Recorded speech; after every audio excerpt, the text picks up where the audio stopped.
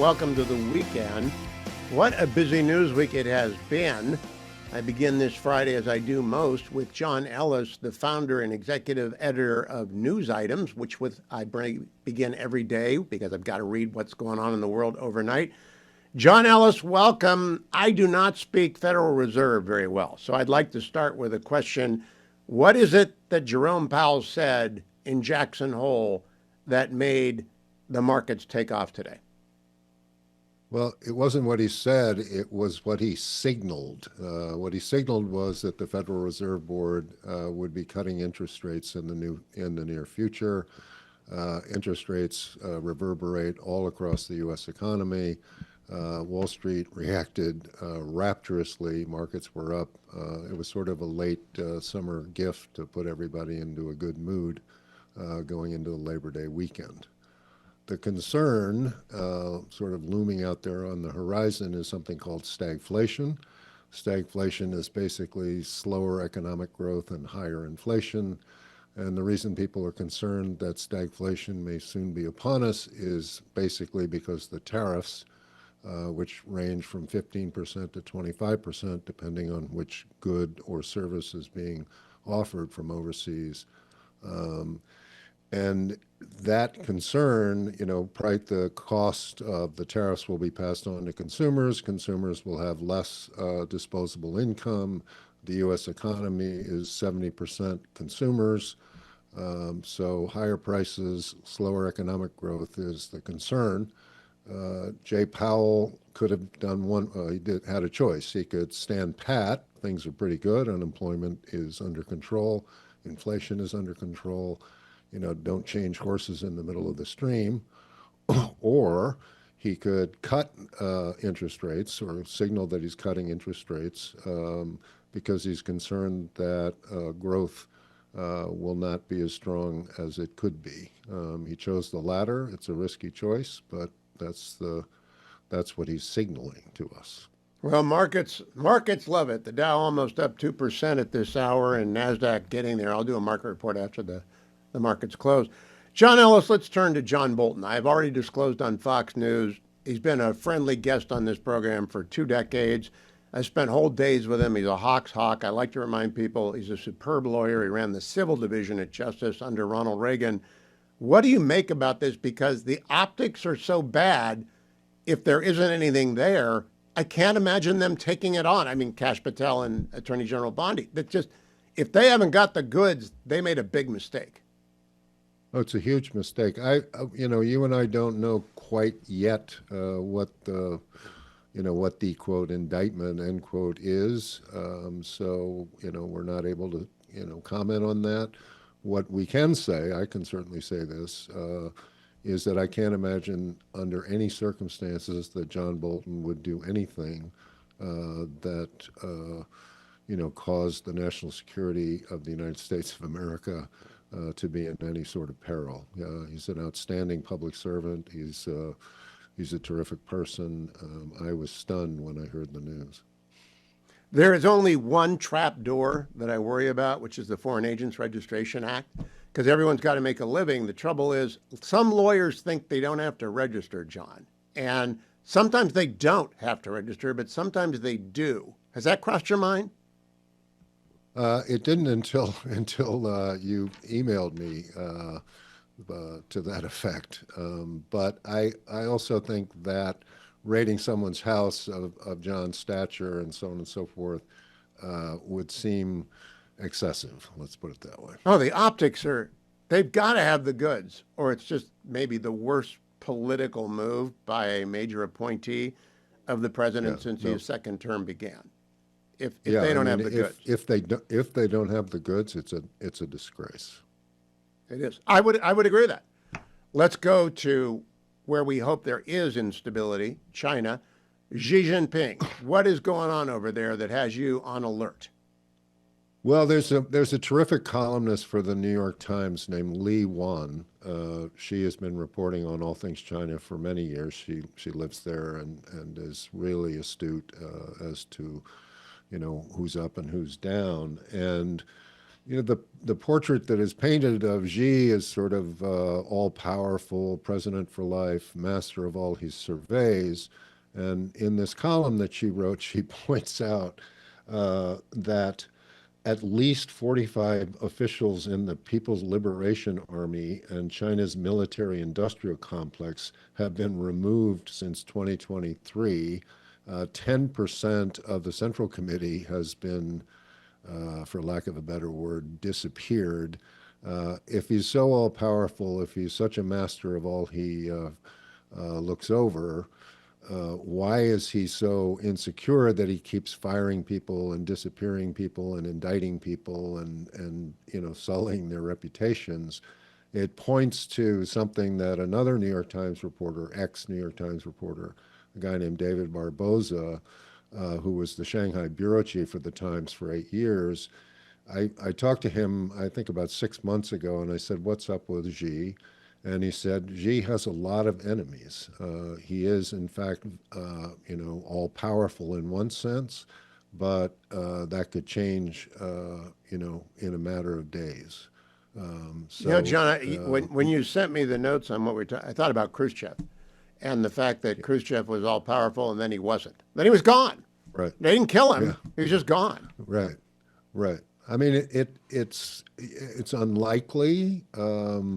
But I would urge your listeners to read Ms. Wan's commentary in the Times. She is, I think, the most perceptive on what's happening politically in China, and the portrait of Xi as all-powerful is, as she points out, suspect. Let's close then with President Trump and the Democrats. President Trump's numbers by some polls are low at 40%, but he's very good compared to the Democrats. When Shane Goldmacher reports for the New York Times that they've lost 4.5 million voter registrations, that's got to alarm them. And then this morning, their fundraising numbers came out. They haven't got any money. Yeah, no, it's the headline has been since the election, Dems in disarray, and these two, the Times article. But go back to the beginning. The surest indicator of how someone is going to vote is their party ID, right? So if you're a registered Democrat, you are in 90 to 95% of the cases going to vote for a Democrat. That's the number one predictor of how someone's going to vote.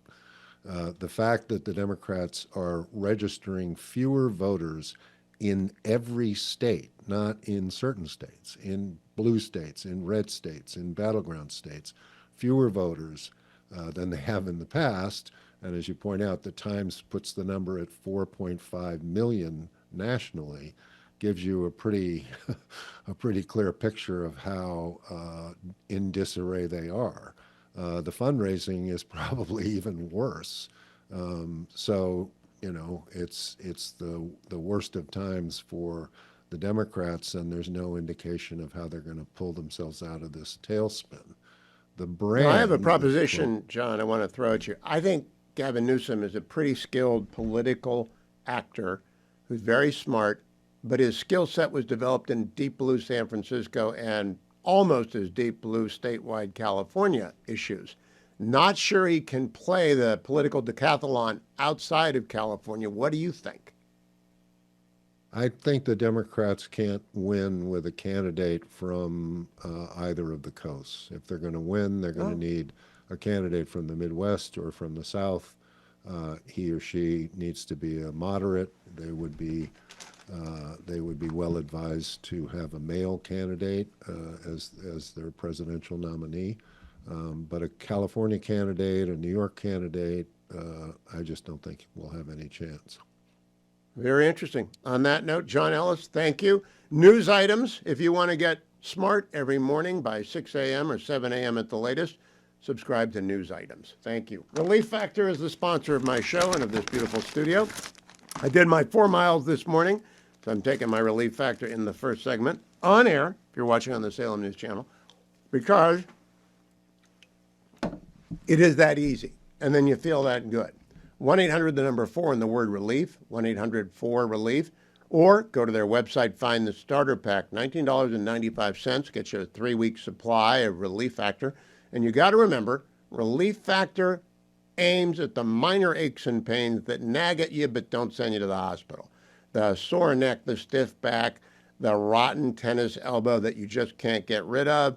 It might be a hamstring pull, which is my most recent complaint, and vetching about that about 3 weeks ago from lifting grandkids. Whatever it is, Relief Factor will help your body's anti-inflammatory system knock it down. 1-800, the number 4, and the word relief, or go to their website, find that starter pack for $19.95, less than $1 a day for 3 weeks at relieffactor.com, relieffactor.com. It is a great privilege to be able to introduce you to our new ambassador to the European Union. Ambassador Andy Puzder is an old friend of mine back to California days. And when President Trump nominated him in January to join the EU as the ambassador from the United States, I was very happy because it's a very complicated, unwieldy assignment. There are 27 member countries in the European Union. They have 450 million people. A lot of financial activity goes on. Andy Puzder is not only a very sharp lawyer, but a very successful businessman. Andy, welcome back. Good to see you again. Where are you? Are you in Cleveland, or are you on your way to Brussels yet? It's great to see you, buddy. I am in New York. We're getting ready to head to Brussels on Monday night. Okay, we have 8 minutes, and I'm so glad, Mr. Ambassador, and that's what I'm going to call you now, that you had time in your schedule. What do you view as your mission? Because the EU, I really don't know what to make of it some days. Some days it drives me crazy, and other days I know they're an important trading partner. What do you think? Well, they're a huge trading partner. They are, in fact, our largest trading partner. People talk about China, but the EU is a much larger trading partner. We've got an economy with them of about $8.6 trillion. There's about 16 million jobs dependent on this transatlantic relationship. They've got we want them to continue to grow and continue to thrive economically, and we've got this great trade deal now where we're protecting ourselves from being taken advantage of, but we still want them to grow and prosper. They've committed to spend 5% of their GDP on defense. That money's going to have to come from somewhere, and I suspect it'll be from economic growth. They also face a lot of the same problems in the world that we face. They've got problems with bad actors on the world stage, particularly in the economy, the trade area, where you've got countries that dump product. I guess I shouldn't name the one that does this, but I think everybody knows that dumps product, that doesn't have regulatory transparency, that uses mercantilism, tries to take advantage of their trade, the size of their economy to disadvantage other countries, that doesn't respect intellectual property rights. These are problems we share and things we should be able to work on together. So, Ambassador Puzder, did President Trump give you any particular? Andy will be fine, Hugh. It's been years. No, I gotta get in the habit. It is appropriate when we're dealing with a credentialed representative of the United States government to use their title. But did the president give you any particular instructions? Because he blows hot and cold on the EU. He hates their bureaucracy. He doesn't. Germany and France have turned their back on Israel, while President Trump has been standing tall for Israel. Any particular marching orders from the Oval Office? Obviously, I can't talk about direct conversations with the president, but his focus remains on implementing the trade deal. Now that we have a trade deal, and we got the outline of it yesterday, so everybody can focus on trying to implement it, and that'll be part of what I'm doing over there. We also need to deal with the regulatory burden that the EU imposes on itself and indirectly on the United States. Particularly, they've got something called the Digital Services Act that not only is repressing free expression in Europe, but it has a spillover effect where it's repressing free expression in the United States. And obviously, we can't let foreign governments do to American citizens what our government can't do to American citizens, which is suppress their right to speak freely. They've got something called the Corporate Sustainability Due Diligence Directive, and the actual directive is longer than the name would even apply. But it would try and impose on the United States elements of the Paris Climate Accord and about 11 human rights accords, eight of which we haven't ratified. So there's regulatory overreach. I'll need to work on that. China is going to be a big deal. We want coordinated action on China. That's what will be most effective for both Europe and the United States. And then, of course, there's Ukraine. We've got to see what we can do to try and bring about peace in Ukraine. This is This is the peace president. This is, even Bill Maher has admitted that this President Trump just hates war. He doesn't like the killing. He doesn't like the atrocities. Now, no president does, but I think nobody's been more active in trying to end wars than this president. And we need to see that war in Ukraine come to an end as soon as possible.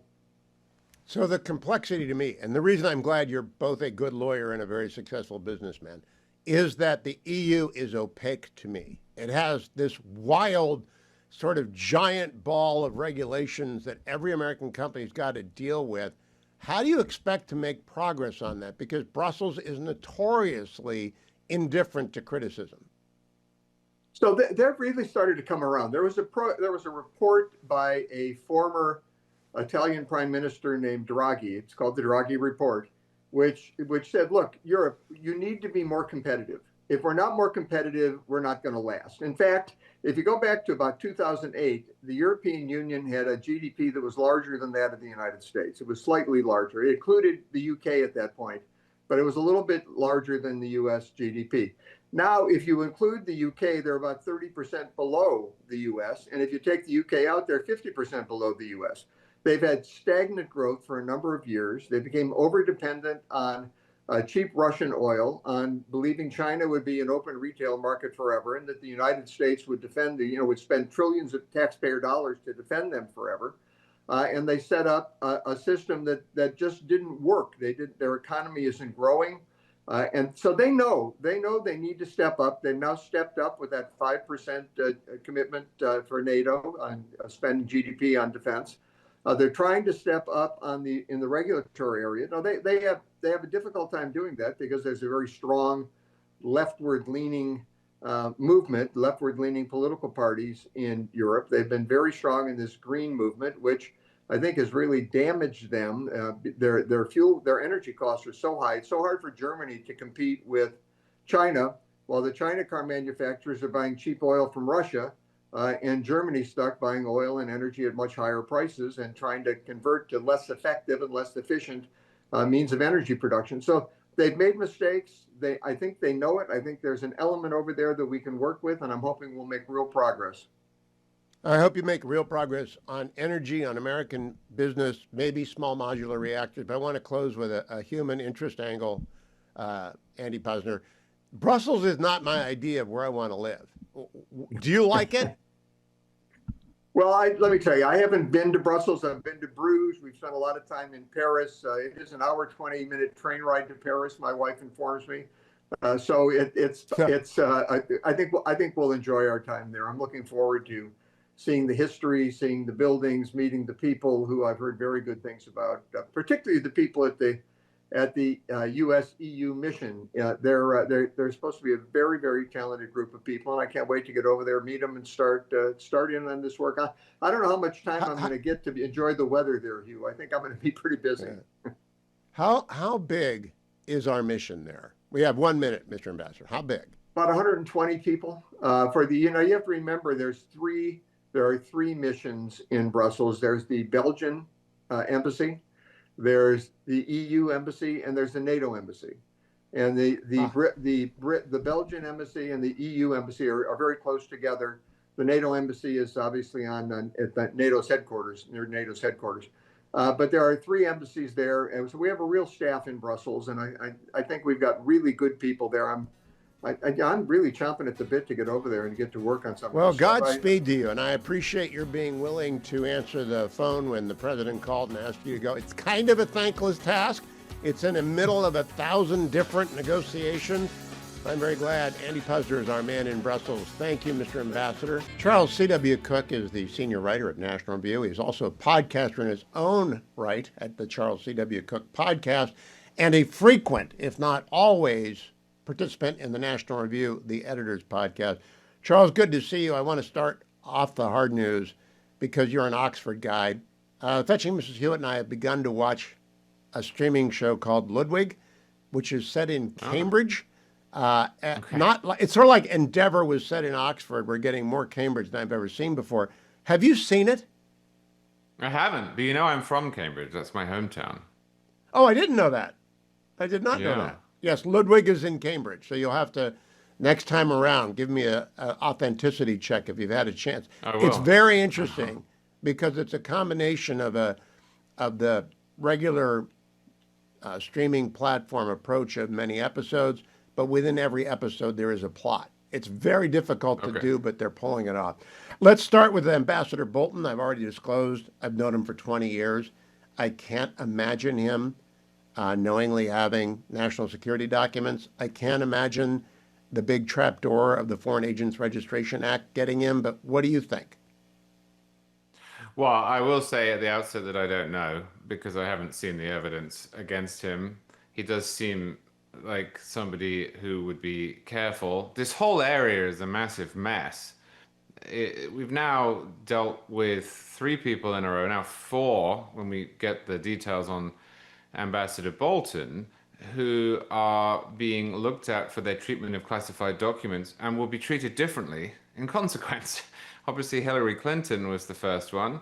She was let off by James Comey in a manner that really had very little to do with the statute. Then Joe Biden was let off because it was considered that he was too old. The jury wouldn't convict him. Then Donald Trump, well, he was the president, so it's a little bit different. Does he have the power to declassify, yes or no? And then we had Trump v. United States, a Supreme Court case that sort of set that prosecution aside. And now we have Bolton, who is not a president, who's not protected by Trump v. United States, is more in the Hillary Clinton mold. And the question for me is this retribution? Trump hates Bolton. Is this an unreasonable and unfair use of presidential power, or is there something there, or are they using a theory that's been discredited? It's very, very difficult to know at this stage. But the whole area is just a mess. There's no stability in the law in how we treat classified documents for high-profile figures. You are completely right. The apples to apples comparison is Sandy Berger, a former national security advisor who went to the National Archives, stuffed the documents down his pants, and walked with a slap on the wrist. But it is a very cloudy area. That's why I don't think it's documents, Charles, but I haven't seen the warrant yet, so it's all speculation, and you're right about one standard. There hasn't been one standard in 15 or 20 years. Let me move on to the Federal Reserve today. What did you think of Jerome Powell's remarks? The market certainly loves them. Yeah. Yesterday the market went down, and today the market went up.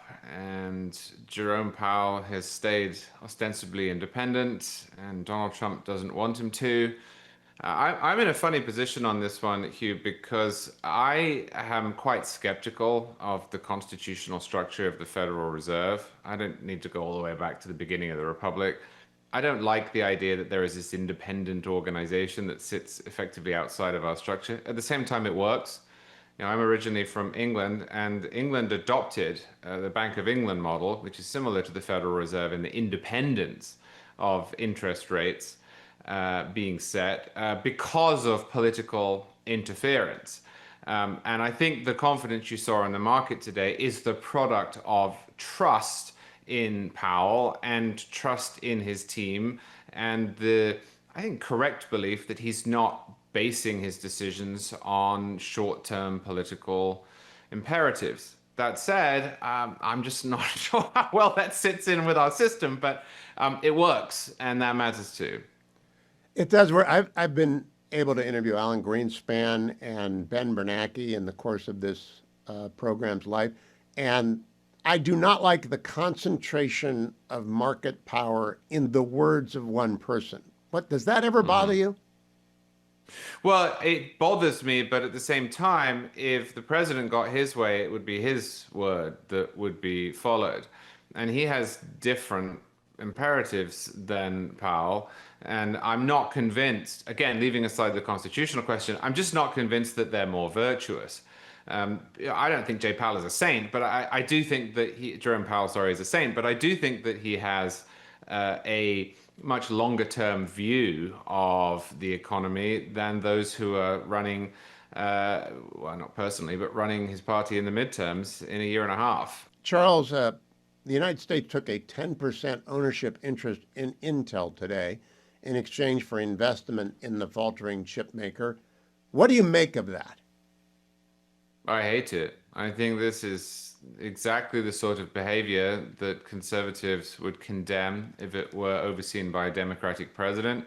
We have a phrase for this, picking winners and losers. There are extreme circumstances in which governments get involved with private companies. Obviously, we saw that to great controversy in 2008. But there's nothing here that justifies this, in my opinion. I don't think there's a national security component that is strong enough. It's not as if Intel has been the victim of some sort of unforeseen circumstances. It's a private company that has not done in recent years as well as other private companies.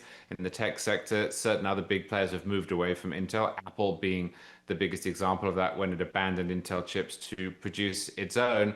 I don't think the government is going to help Intel. I don't think Intel is going to help the government. I just dislike this, and I wish the federal government would stay out of it. Now, Charles, I share that instinct, but I've also floated the idea in the past of passive receipt of every public offering that benefits from American stability and American rule of law, that if you're going to go public in the United States, you're going to give a 1% or 2% share in your equity to the United States, passively managed. What do you think of that? Well, why? What's your reasoning? Our debt, our deficit. It's really our debt, but it would also help our deficit. Long term, if we had had 1% of everything that had gone public, we would have lost everything. We wouldn't lose anything because it would just be 1%. But longer term, our debt might shrink. It's sort of a sinking fund. I can see the argument for it. I'm probably too much of a traditionalist in terms of how government raises revenue. I do think that that would create some perverse incentives. Taxes do as well, of course, but they are more direct. If the government started owning shares in big companies, then it has a stake in those companies. And I just wonder what sort of shenanigans the regulators would get up to, and what they would start considering in the course of their duty that might not have been considered by Congress. I mean, I can see the case for it. I'm skeptical. Charles, I no longer subscribe to the New York Times, but whenever Shane Goldmacher writes something, I try and get somebody who does to gift me the article, because Shane is a very fine reporter. He wrote the piece this week about Democrats in disarray, having lost 4.5 million voters in just the last 2 years. Today's news is that the Republican National Committee has $84 million cash on hand. The Democrats have $18 million cash on hand. Are Democrats in a death spiral? Not a permanent death spiral, because we have two political instincts in this country, give or take, and they're going to be expressed through the political system in one way or another. But they're certainly in trouble at the moment. I think this is one of the most interesting stories. If you look at Donald Trump's approval rating, both in general and on the specifics, and at Republicans' approval rating, you wouldn't write home. They're okay, but they're not spectacular. This is not Ronald Reagan in 1984 or Franklin Roosevelt in the 1930s. But what is more interesting than that, if you dig down, is that the Democrats are much, much worse. On every topic, bar a couple, they're just in the basement, and they're not recovering. And I don't know if there is anyone at the moment who can help them to recover. They have what I have described as an autoimmune deficiency. They seem unable to correct themselves from their current position. Now, I don't think Republicans should go out and start buying streamers and balloons, because the way our politics is polarized means they could still have a good midterm election, and they could even win the presidency in 2028. But as a general trend, they are going to have to fix themselves, because if they don't, Republicans by default almost will have a good 10 years. I agree with that, because primarily of immigration and crime, but the biggest issue is always the economy, and I think the one big beautiful bill will deliver. I would like to talk specifically about Governor Newsom. I have a healthy respect for the California governor's political skill set as sort of a political decathlete. For a liberal, a blue jurisdiction, deep blue jurisdiction, he wins the gold. In a light blue jurisdiction, he's still going to medal, even though he makes no sense to me, avoids difficult interviews, won't go in harm's way, and often steps on the rake. What do you think of his chops, Charles Cook? Well, I generally think that he's more impressive than some conservatives give him credit for. He looks the part. He comes across okay. I do think California is a millstone around his neck. I'm not sure he's the person to deliver the change I just described. I will say, Hugh, I have been, maybe I'm just not the target audience, I've been absolutely baffled by his behavior on the internet in the last week with the all caps tweets and the endless trolling from his social media team. I don't know what it achieves. I don't think it helps the Democrats get to where they need to be. And insofar as it's an attempt to ape or mock Trump, I don't think it works because Trump, for all of his faults, is sincere. Trump genuinely is that guy. And you can't fake it, as a lot of Republicans will find out when Trump leaves the scene as well. So I'm confused on him. He has have a lot theory. of talent, but okay. My theory is that it's all about raising money in 2025, 2026, and first half of 2027, and whatever it is they're pumping out. And it's silly. His lead social media guy is a kid named Izzy. I just think it's a disaster for 2028, but it's raising him money right now. Good explanation? Right. Wild guess? Well, I think that is a good explanation, but if he wants to be president, then he should be worried by that. I mean, if you remember the example of his fellow Californian Kamala Harris, she did everything right in the first few years to make sure that she got into the conversation. But by the time she became the presidential nominee, what she had done killed her. She just could not escape it. So, I mean, yeah, money's great. You need the momentum, but I'm baffled by what he's doing, and it's made me question my prior, I won't say respect because I dislike him, but my prior grudging admiration for his political ability. All right, last question is about New York City and Mr. Mamdani. He was on Charlie Kirk's show today. Not Mamdani, but Eric Adams was on Charlie Kirk's show today. I don't know that he can pull this off. He's such a flawed candidate.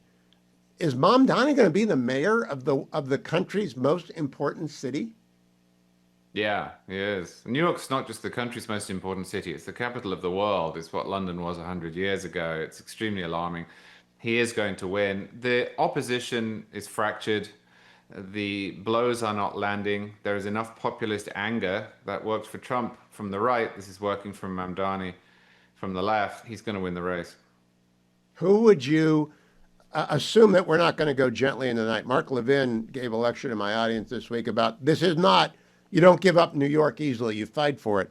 Of the three alternatives, Cuomo, Adams, and Curtis, who's an old friend of mine, but I just had never thought viable as a candidate, one of them has got to step forward and everyone's got to get behind him. Which one is the most viable? Charles C.W. Cook. Eric Adams is. Cuomo is so damaged from so many different perspectives. And Sliwa is a Republican in a city that is very much not Republican. So I think Adams would have the best shot. I don't think he would win, but I think he would have the best chance. What is the best strategy? Very last question. Is the best strategy to simply outline he's an anti-Semite, he's a communist, and I say that sincerely, not a Soviet, not a Chinese communist, but a Leninist in terms of theory and practice. What's the best attack line on him? I think it's that, but unfortunately, I think there are a lot of people who are going to have to experience his policies firsthand before they believe that. Because from their perspective, obviously not mine, as they're not communists, from their perspective, they just want to try something new. They're willing to throw the baby out with the bathwater. Oh my gosh. I love New York. I loved it when it was safe and wonderful in the 90s and the 2000s, but boy, it's going to be rough. Charles C.W. Cook, thank you for joining me. I appreciate it. Follow him on X at Charles C.W. Cook. Follow me to Webroot, because identity theft is everywhere, every day. And you need someone to protect you. And that someone is Webroot. Go to webroot.com/Hewitt. Webroot.com/Hewitt. What you'll see when you go there is two options. You can do one of two things at webroot.com/Hewitt. You can ask for the Webroot Total Protection, or you can ask for the Webroot Essentials. Either way, you'll get 50% off right now if you use my name, webroot.com/Hewitt. You'll get a web threat shield, blocking bad websites before you go there, phishing defenses. You will get a password manager, system optimizer, identity protection, insurance against losses for stolen funds, a VPN for up to 10 devices. Go and look. You need some protection online. Webroot.com/Hewitt. That's webroot.com/Hewitt. President Trump did an Oval Office gaggle this afternoon. He spoke about Ukraine, cut number 8. I told him I'm not happy about it, and I'm not happy about anything having to do with that war. I said I settled 7 wars, and actually if you think about pre-wars, add 3 more, so it would be 10. I thought this would be in the middle of the pack in terms of difficulty. No, I'm not happy about anything about that war. Nothing. Not happy at all. We'll see what happens. I think over the next 2 weeks, we're going to find out which way it's going to go. And I better be very happy. Very important statement that I think will get Putin's attention. Cut number 9 on the CBO calculation on tariff revenue. Cut number 9. I was very happy that today, as you saw, the group that does this, a government group, radical left group, announced that Trump was right. Took in $4 trillion worth of tariffs. That the $4 trillion are going to reduce the deficit by numbers far greater than they ever expected or heard of. And by the way, the stock market went up 1,000 points. That was as of 10 minutes ago. I can't tell you what happened. A lot of things happened. But the stock market's up almost 1,000 points. And it's basically on the news that the release that just came out from government that the tariffs that everybody was talking about, that the whole world respects us for because of what we did. The tariffs are going to be at $4 trillion. They're going to reduce the deficit by $4 trillion, Mr. Vice President. That is a big number, as are the numbers from the market. I want to bring you the market as it goes into its close. The market report brought to you by AmericanFederal.com. They buy and sell gold. Nick Rovich and his team have been doing this for 44 years. 1-800-221-7694. 1-800-221-7694. At this hour, the Dow is up 1.87%. The S&P is up 1.42%. And the NASDAQ is up 1.8%. What about gold? Gold is up 1% to $3,415.50 an ounce. Again, the market is continually moving. It never stops with gold. That's up $33 on the day already from yesterday. A lot of you are sitting back and saying, oh, now it's too expensive. Talk to Nick. 1-800-221-7694. You really cannot afford not to be diversified in a world as fast as this one, which is why when people talk about diversification, they're talking about stocks, bonds, cash, real estate, and precious metals. And if you have wealth, you've got to divide it up into those 5 baskets. I don't give you particular advice, but if you have no one to talk to about gold, talk to the fellow who just buys and sells it and does his commission on top of whatever you are buying from him or whatever you are selling to him. Very transparently, you get him the money, they get the spot price fixed, they get you the gold. I buy my gold from Nick Rovich and his team at AmericanFederal.com. Please consider it. 1-800-221-7694. President Trump is right. Big day on Wall Street. Everybody's celebrating. We will see. 1-800-221-7694. Ben Domenech is here, as he is when we are lucky on Friday. He is the host of the Big Ben podcast, which I cannot recommend to you highly enough, and a Fox News contributor. Ben, I loved your conversation with Chef Andy Gruel this week. I've never heard the chef before. I followed him on X forever, and I quoted it. I can't believe he let a 2-year-old cut up mushrooms, though. Wasn't that interesting? It totally makes sense, though. So for those who, and thank you for quoting, and I noticed, of course, for those who haven't heard the show yet, I asked the chef about, the challenges of sort of cooking when you have, particularly young children. We're not talking 4 or 5-year-olds where you can kind of reason with them, but particularly like young children. And he said, well, if you involve them in the process, if you have them help, then they will be far more invested in the outcome and they will eat it. And he used the example of having his child cut mushrooms with a sort of a dull knife, and said, if I made the mushrooms, the child would never eat them.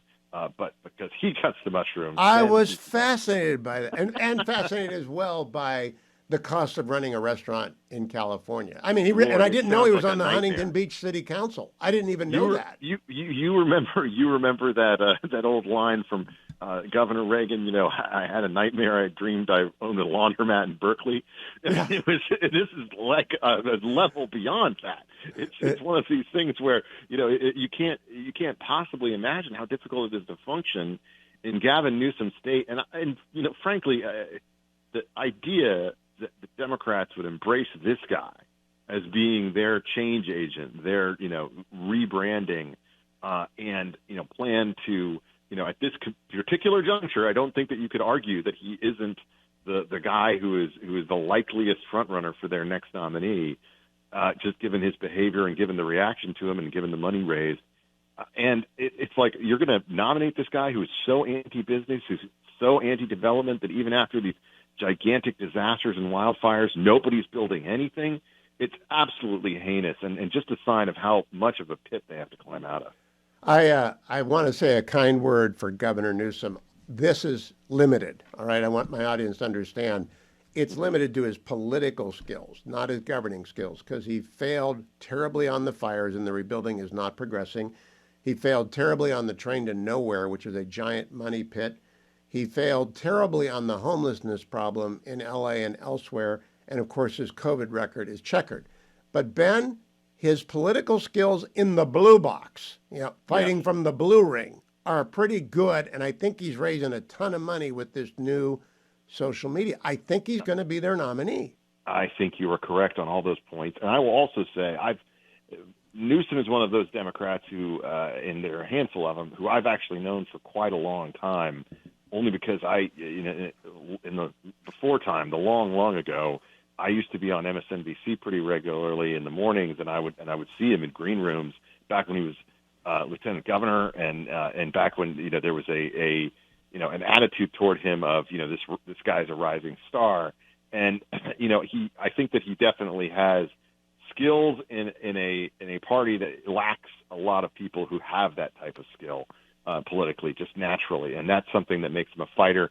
And I do believe that the strategy is going to essentially put him in the catbird seat when it comes to money raising, which does have a huge role to play within the Democratic primaries, perhaps even more so than the Republicans.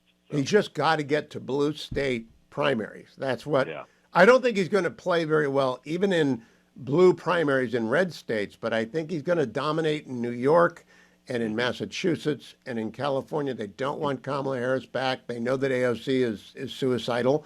So I think it comes down to him. Although John Ellis, for whom there's enormous respect in the world of news, says, look, you can't nominate someone from the coasts and expect to win. What do you think of that?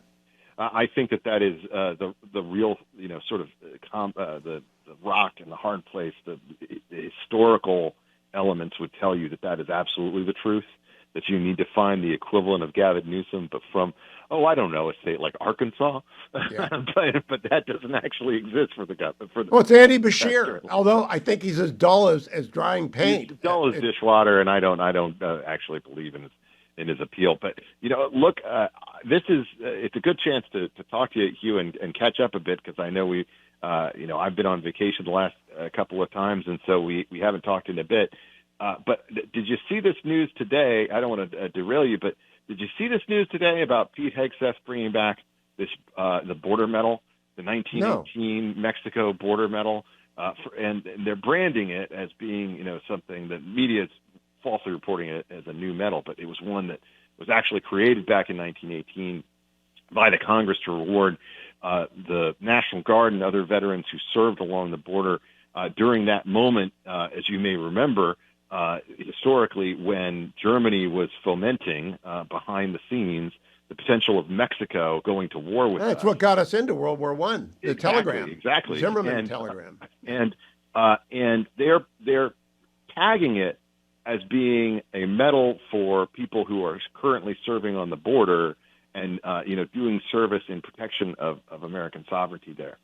I actually think it could be an indication of something more, Hugh. I think that medal could be an indication of the posture of Pete Hegseth and the Department of Defense generally as it relates to Mexico that could potentially foretell the possibility of additional activity, let's say, in terms of circling. Well, Ben, we're off on a tangent, but let's follow up. I was on Special Report last night and was asked by Brett about the destroyers off the coast of Venezuela and the rhetoric of the administration. I pointed out 1991. That's exactly what I was going to ask you about next, because I saw your clip. Yes, go ahead. Noriega. I don't think we would do it to Venezuela. I wanted them to do it in the first Trump term because we had a legitimately elected opponent.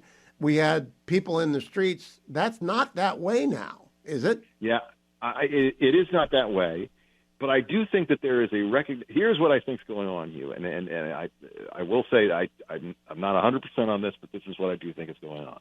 I think that there is currently a somewhat of a conflict within the Trump administration between the defense side, which I actually think includes the vice president on this side, and the folks who are over at the State Department, not including Secretary Rubio, but others, who have differences of opinion about our relationship with the Mexican government as vis-a-vis these cartels.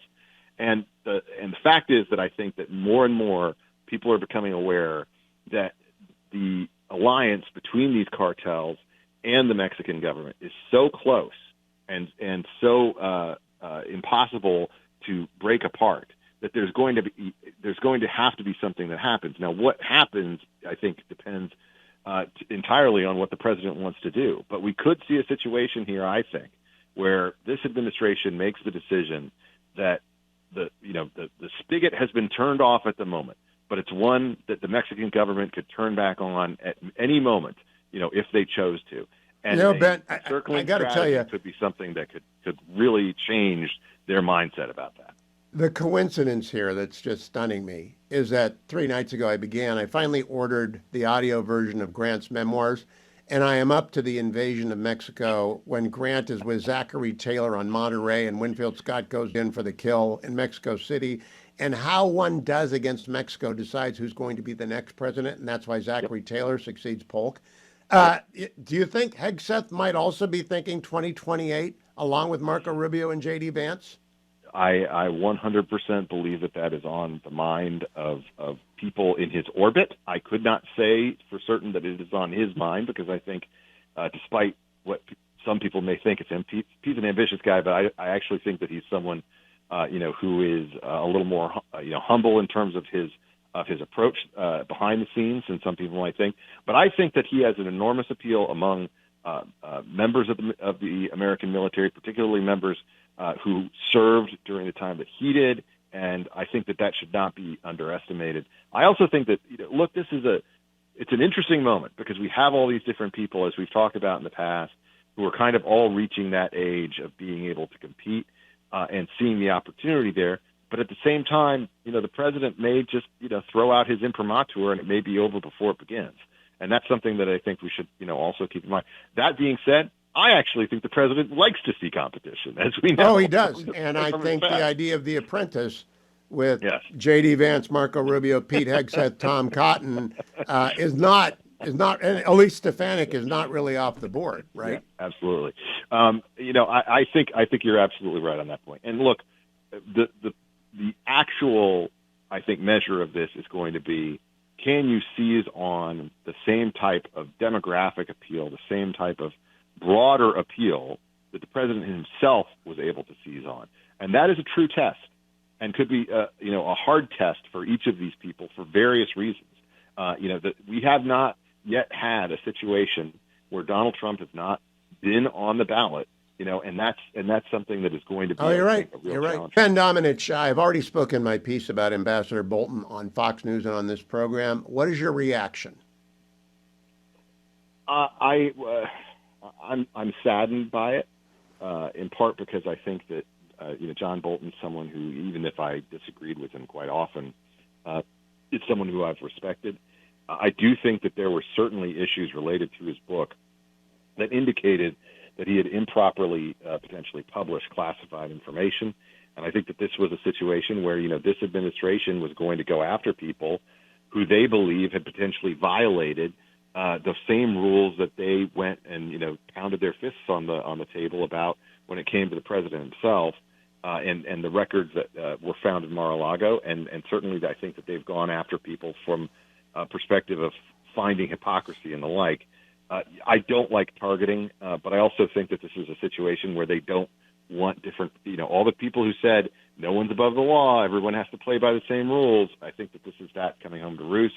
And, for John Bolton's sake, he had better hope that he didn't have a situation similar to, the former president, Joe Biden, where he had some things sitting around in boxes that shouldn't have been there. Ben, he's such a good lawyer. I reminded me, he ran the civil division under Reagan, and he's been a colleague on the air for 20 plus years. I've spent days with him, and I just can't imagine he would make that mistake. I'm really more concerned about Foreign Agent Registration Act violations.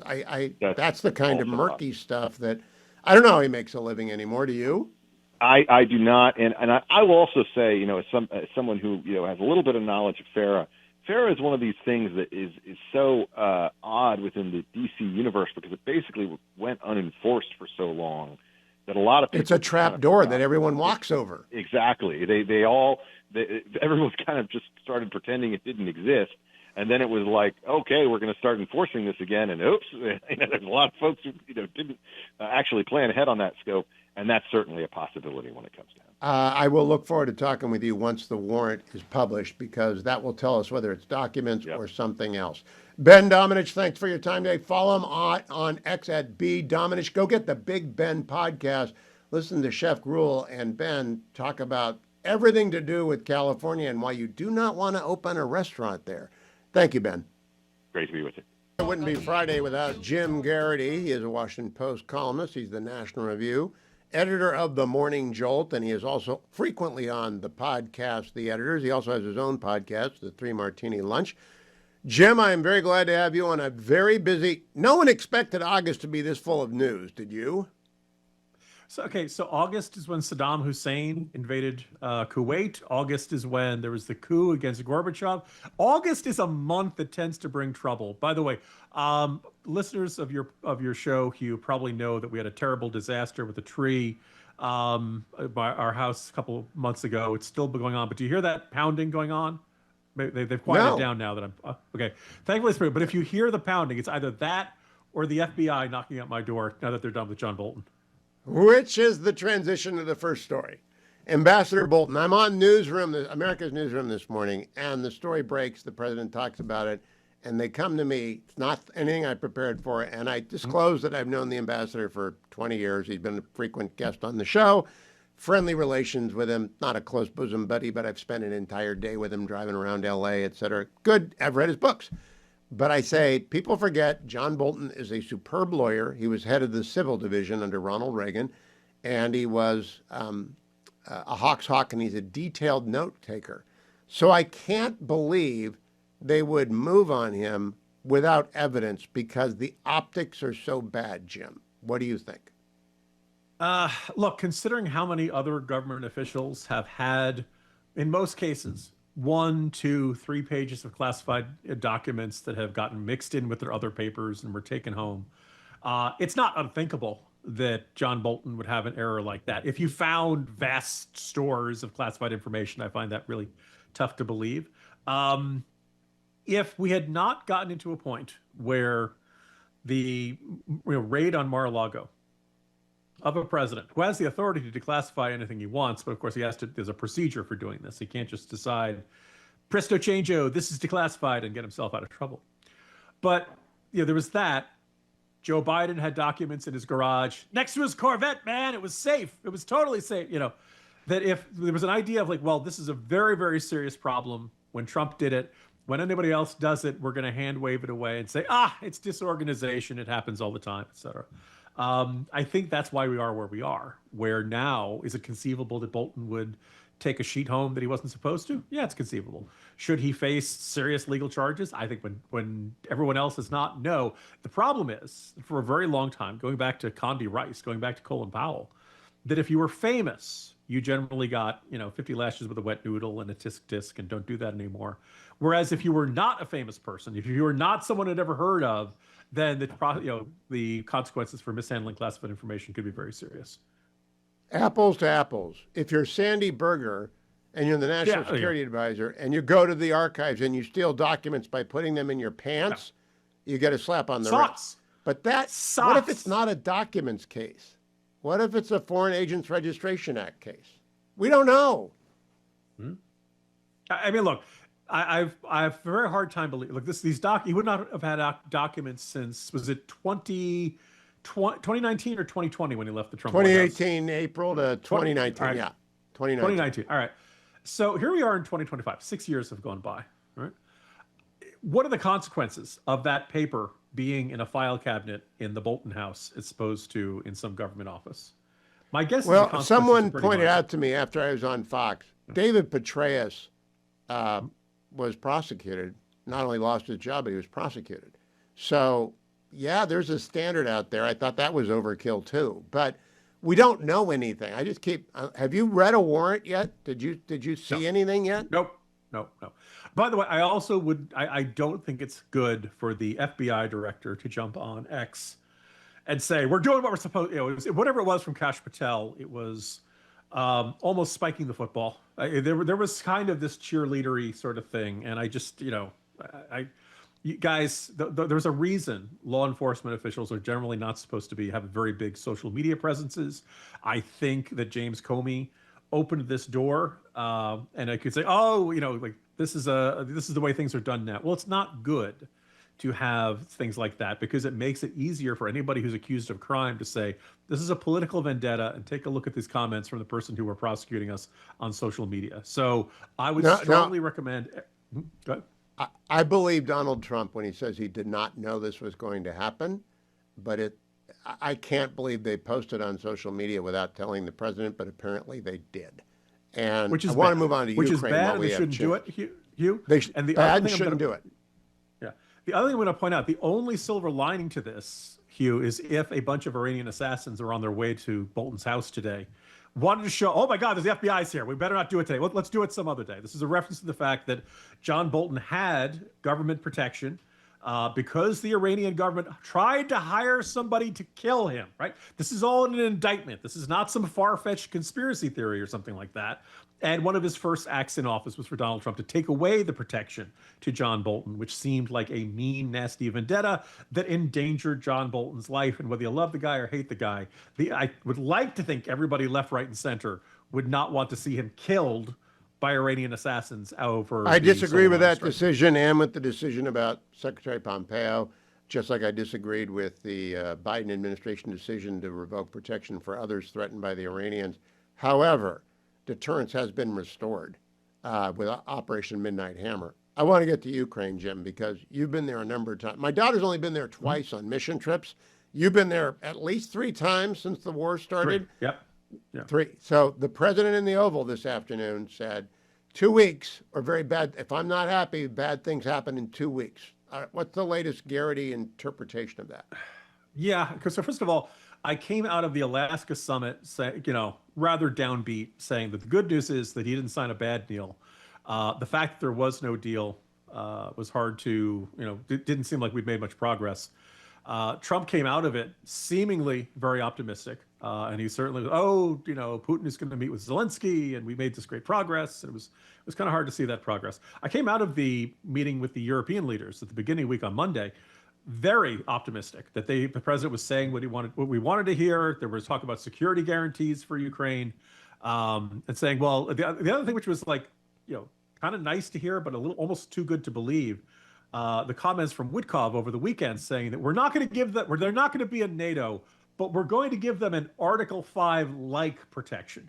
Now, as I said, if you're Ukraine, you want all of your territory back.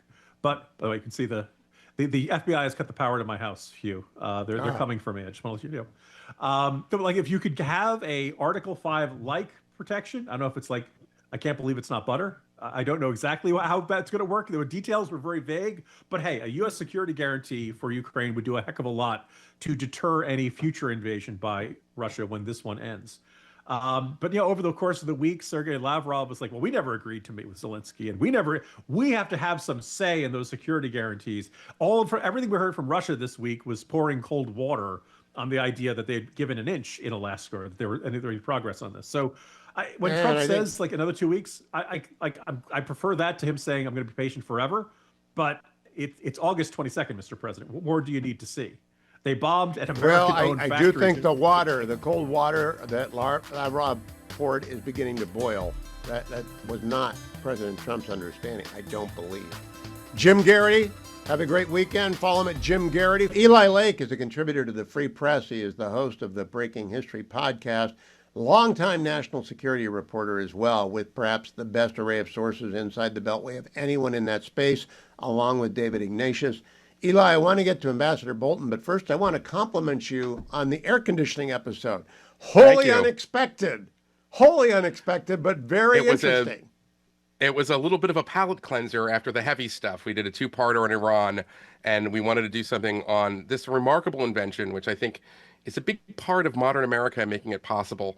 And the country is so different before air conditioning and the various efforts. I mean, we could have gone longer because this has been something that goes back to the ancient Persians of how to stay cool in the summer indoors. It's I've taken a few I had a lot of fun with it.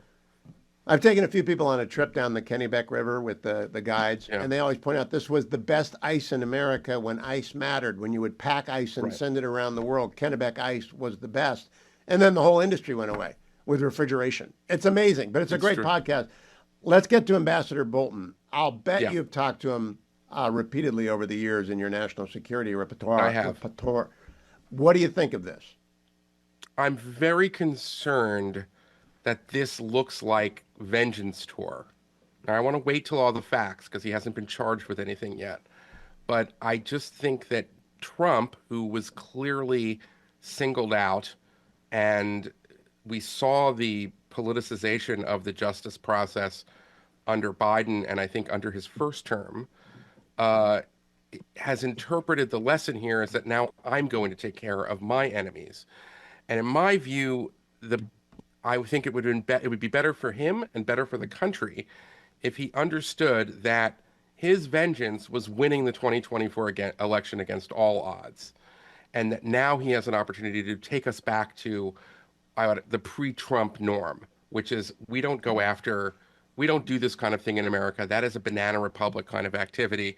So I'm worried about it. But that said, we haven't seen the charges. Now, Eli, I want to insert for the audience. The president was on live when this news broke, and I followed him on America's Newsroom this morning. He was surprised. He said he didn't know anything about it. He could have known about it. It would have been okay because he's the chief law enforcement officer, but he did not know about it. And it was one of those classic Trump moments where you know he's telling you the truth. I mean, I intuit he's telling you the truth. If he didn't know about it, isn't it an enormous risk for Kash Patel and the Attorney General to do this? Wouldn't they have to have something locked down? They better have the goods. I mean, listen, we're fine to see if they file charges, we'll be able to read them. That's how our system works. So if they have something there, I mean, if this is related to the classified document stuff, I have a long-standing problem with these kinds of prosecutions because they always end up being somewhat selective. And in my view, you can make the case that there were things in that book. I remember reading it that you could say, well, that sounds pretty classified to me, but that happens with all of these memoirs. So I want to wait to see what they have, but it feels like this is vengeance justice. And if that's the case, get ready because we're going to have a cycle of these kinds of prosecutions depending on who's in power at the time, because it's a guardrail that is coming off, and I think we should try to preserve it. It becomes late Roman Republic stuff. You're doing the breaking that's history. exactly People right. should know that public prosecutions of high-profile people was entertainment for the ancient Romans. That's what Cicero did. Yeah, so and let me turn to the by the way, it's president also a motivation for not relinquishing power. So that if you give up power. Yeah, I know. I'm just saying, if you give up and this guy's going to come after me if I'm not in office, which was the rule you couldn't prosecute a senator, but as soon as he was no longer a senator, you could go after him. Well, then it was an incentive to never give it up because at that point, your freedom would be taken. It is why Sulla marched on Rome in the First Civil War, and it is why Caesar crossed the Rubicon in the Second. You don't politicize justice. I want to know what you thought about the president's. We may have to go into the break, Eli. The president on Ukraine. So, want to get started for 30 seconds? He made an announcement today. Yeah, really quick. 2 weeks, he'd better be happy. Say it again. What the announcement today? He said today. Okay, we will come right back with Eli during the break. You have to listen to the Big Weekend Pod. Meanwhile, go and get Breaking History over at the Free Press site or wherever iPod and iTunes and all those different places, Spotify, wherever podcasts are available. Get Breaking History, and you can also get Highly Concentrated Hugh at the same sites. I just wanted to know what your reaction, Eli, was to the president in the Oval Office saying this, and I'll play you the clip, in fact, so you get to hear it for yourself. It's cut number 8, where he says he's not happy with the Ukraine war. Play that. I told him I'm not happy about it, and I'm not happy about anything having to do with that war. I said I settled 7 wars, and actually if you think about pre-wars, add 3 more, so it would be 10. I thought this would be in the middle of the pack in terms of difficulty. No, I'm not happy about anything about that war. Nothing. Not happy at all. We'll see what happens. I think over the next 2 weeks, we're going to find out which way it's going to go. And I better be very happy. Eli Lake, your interpretation. Is that I liked it when the president was kind of being, at a certain point, was losing patience with Putin. And I thought that the meeting with all of the European leaders and Volodymyr Zelensky was very good news because they were talking about a security guarantee. That formula, security guarantee for some territorial concession, that's the only way to end the war. And I thought that, okay, Trump kind of understands it, but he also understands that Putin wants all of Ukraine. And what are you going to do with that? And that I think he may be beginning to understand, because of Melania and other things, that Putin really is the belligerent. Putin is, there's some wars where both parties are wrong. This is a war where the Russians are in the wrong. And so I would have liked to have seen more than just, I'm not happy with the war. I'm not happy with Russia.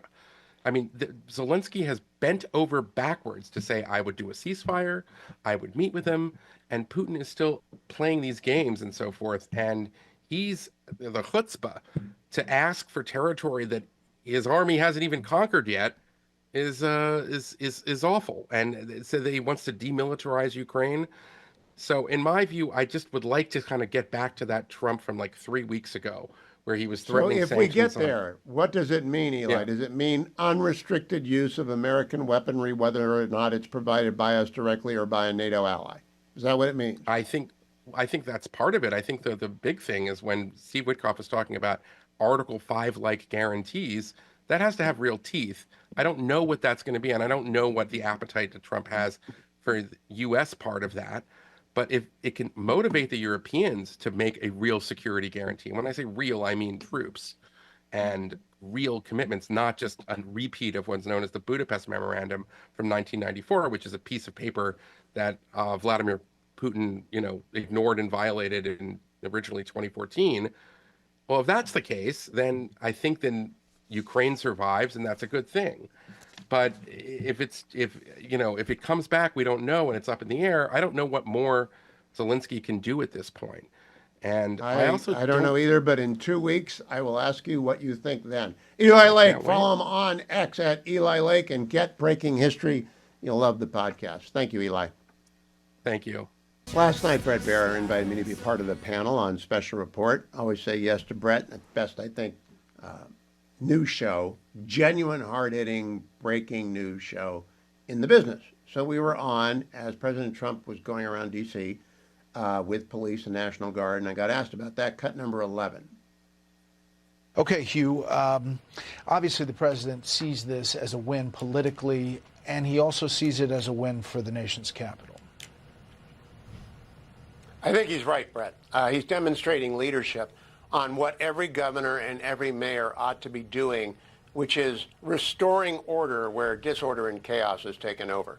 Americans do not like to feel unsafe. They do not like homeless people wandering around and appearing to threaten, even if they're just mentally ill, themselves and their children and their families. When the president shows up and does a ride along and shows up with the police and the National Guard, he is demonstrating to other mayors and other governors around the United States that their jurisdictions can be made safe if they invest their charisma and their political capital in making them safe.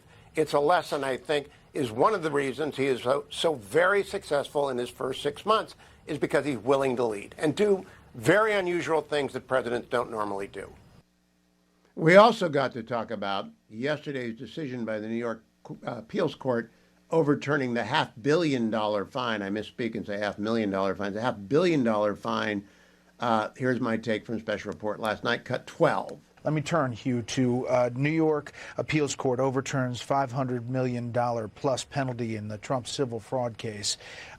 This is the judge. While the injunctive relief ordered by the court is well crafted to curb defendants' business culture, the court's disengorgement order is an excessive fine that violates the Eighth Amendment of the United States Constitution. That's the justice who wrote the opinion. Basically, the president touting this was a major thing to wipe out $515 million fine. It's a huge thing, Brett. And the key phrase is the one you read, violates the Eighth Amendment. That opens up the door, and I hope the president walks through it, to a 42 U.S.C. 1983 action against the Attorney General and Judge Engoron, who was sort of a Looney Tunes character through this whole thing. Of all the lawfare waged against Donald Trump, this proceeding in New York was the most ridiculous. No victims, no injuries, nothing, and a $500 million fine for that reason. The court was embarrassed into withdrawing it. Even if they're Democrats, they had to do it. And I hope the president goes back for the millions of dollars the interest on his bond cost him. This is the first of many wins he will enjoy because the New York judicial system is so badly broken. Now, I immediately got people telling me you can't bring 1983 actions against prosecutors and judges. I know that. Those are criminal proceedings. This proceeding is a civil fraud proceeding.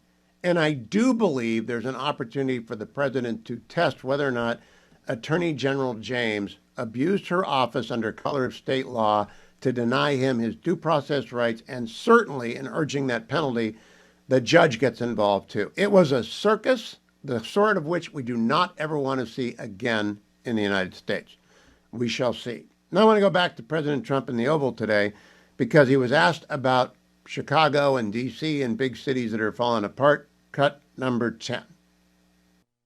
Chicago's a mess. You have an incompetent mayor, grossly incompetent, and we'll straighten that one out probably next. That'll be our next one after this, and it won't even be tough. And the people in Chicago, Mr. Vice President, are screaming for us to come. They're wearing red hats, just like this one, but they're wearing red hats. African-American ladies, beautiful ladies, are saying, please, President Trump, come to Chicago. Please.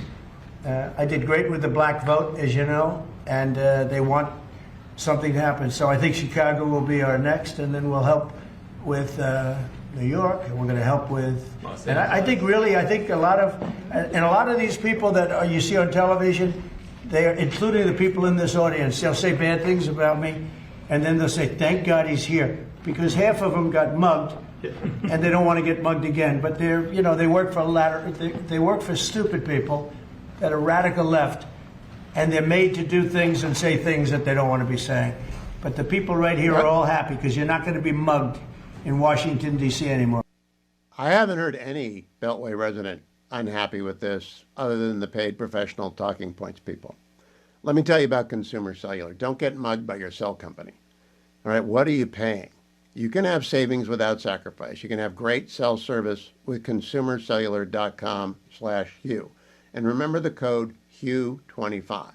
That will get you $5 additional off each of your first 5 months as a Consumer Cellular customer. But first you got to make the switch. It does not take more than 20 minutes. But before you call them at 1-800-411-4454, 1-800-411-4454, get your cell phone bill out and study it, have it with you. You're going to save money, but you want to know how much money you're going to save. And if you're over 50, they have a special deal for you. Unlimited data, 2 lines, $60 a month. Now, some people want unlimited data who don't need it. They're not using 5 gigs or 10 gigs a month. They just want it as an insurance against an unforeseen expense. If that's you, if you're over 50, call them up, 1-800-411-4454, and say, hey, I'm over 50. I heard Don Hewitt's show. You got a deal here, 2 lines for $60. Tell me about it. And by the way, the code is HUGH25. I want those $5 off each of my first 5 invoices, and I want to keep my number. And they'll say, done, done, done. And they'll get to you with a live person in the United States within a minute. So give them a call, 1-800-411-4454. And lest I forget, I'm in the Relief Factor studio. Relief Factor is a fabulous sponsor. It's the only supplement I have been taking for more than 10 years now, and it's the only supplement I've taken for over 20 years.